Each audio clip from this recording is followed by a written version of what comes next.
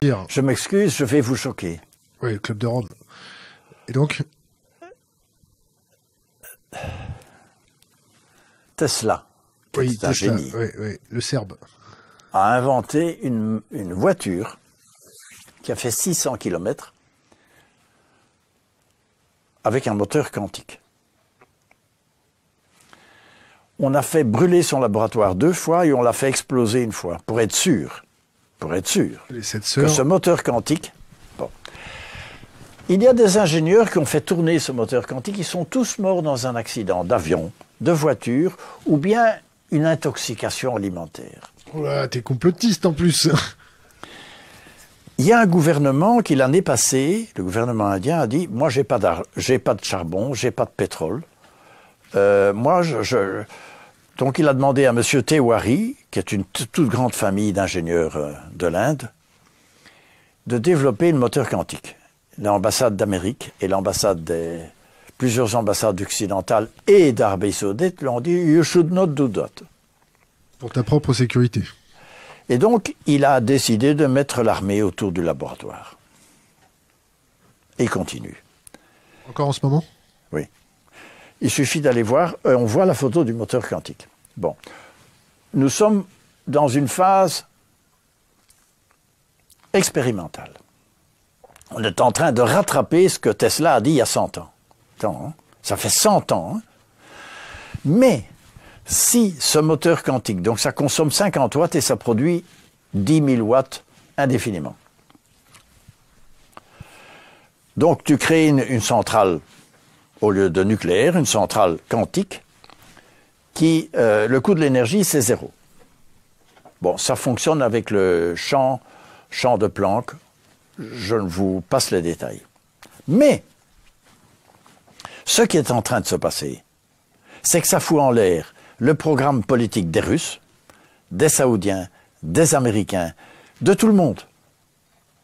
Parce que toutes les guerres sont autour de tubes de pétrole, pipes. Tu supprimes tout ça et tu mets l'énergie gratuite. Et libre. Et libre. Dans une société immature de transformants. Tu t'es déjà amusé à balancer, on va dire, je sais. 15 kilos de céréales à 150 000 sauterelles? Alors, je dis ceci, c'est que nous sommes devant une société, je dis qu'il y a à peu près 15 chantiers de cet acabit-là qui vont mettre 30 ans à évoluer. Tu ne vas pas arrêter le moteur quantique. Parce que moi, je sais que Tesla avait parfaitement compris. Et donc, on va le retrouver. On va le faire fonctionner, malgré tout le monde, et ça va faire péter tous nos schémas géopolitiques bêtes et méchants. La trilatérale, tu comprends? C'est la plaque tectonique. La trilatérale contrôle très bien la vieille plaque tectonique. La nouvelle... Ils savent contrôler la chute des arbres, mais ils ne savent pas contrôler la pousse des arbres, c'est ça? Non, ils ne voient pas la nouvelle plaque tectonique.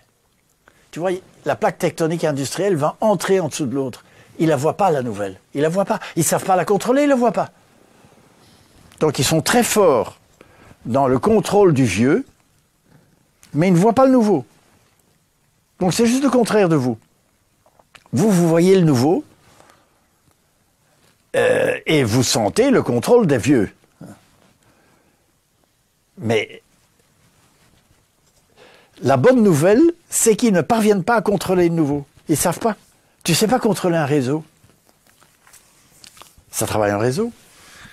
Ils ne savent pas contrôler le réseau. Bon, on pourra revenir sur cette notion-là. Je voudrais qu'on revienne sur l'épuisement des ressources. On va admettre que Tesla avait raison. Oui, c'est une hypothèse de travail. Qu'il y a dans les coffres énormément de solutions énergétiques. Il y a un bouquin sur Tesla qu'il faut lire absolument. Qui est? C'est Theodorani.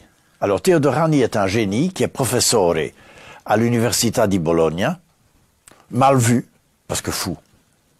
C'est un surdoué. Et donc, son bouquin sur Tesla et sur David Bohm, c'est génial. Absolument génial. Il explique tout ce que Tesla avait compris. Bon. Les fêlés laissent passer la lumière, c'est ça? Non, il explique même que les génies comme Einstein et Tesla étaient des gens qui étaient connectés à la mémoire akashique de l'humanité. Mais enfin bon. Oui. Attends, mais c'est un physicien quantique, hein? Ah ouais.